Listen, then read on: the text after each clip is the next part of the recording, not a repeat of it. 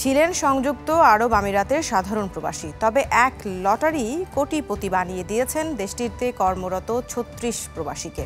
শুনতে অবাক লাগলেও আবুধাবির বিগ টিকিট লটারি জয়ের পর এমনটিই ঘটেছে বেশ কয়েকজন বাংলাদেশি প্রবাসীর ভাগ্যে। ইশতিয়াক আসিফের তথ্য, ছবিতে ডেস্ক রিপোর্ট। সুস্বাদু বাদাম, তিল আর স্বাস্থ্যকর গ্লুকোজ সব মিলিয়ে প্রাণ পিনাট বার। স্মার্ট কিছু খাও।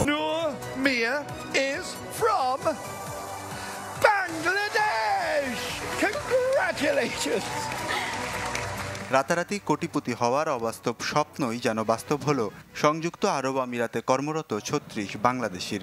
গেল ৫ বছর ধরে আবুধাবি বিগ টিকিট কিনতেন প্রবাসীদের একটি টিম। প্রতিবার আলাদা আলাদা ব্যক্তির নামে কেনা হতো এই লটারি। এবারে কেনা হয় নূর মিয়ার নামে। তবে কখনো বিজয়ীর তালিকায় এই ৩৬ জনের নাম না এলেও এবার সুপ্রসন্ন তাদের ভাগ্য। ১-২ মিলিয়ন দেরহাম নয়, রাতারাতি বনে গিয়েছেন ১৫ মিলিয়ন দেরহামের মালিক। বাংলাদেশি মুদ্রায় যা প্রায় ৫০ কোটি টাকা।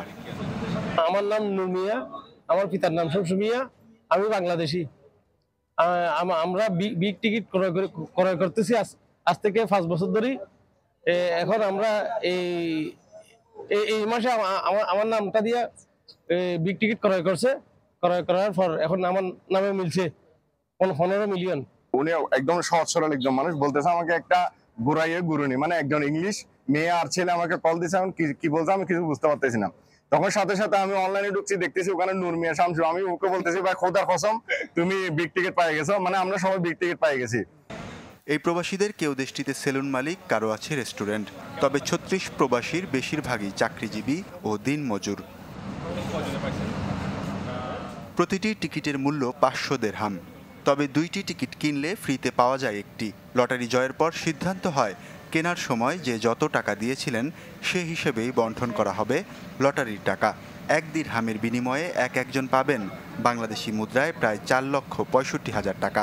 তাই এই হিসাবে অধিকাংশের ভাগ্যেই পড়বে কোটি টাকার বেশি।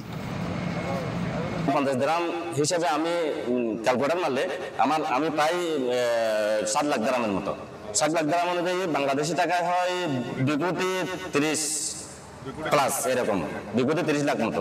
২৩ বছর বিদেশ হয়ে গেছে, তেমন কিছু করতে পারিনি, শুধু আছি। আর এখন তো নসিবটা আসলে মহান সৃষ্টিকর্তার উপরেই। এখন আর এমন কোন অনুভূতি নেই কিছু ব্যবসা যেখানে করবো স্বাবলম্বী হবো, এটাই অনুভূতি।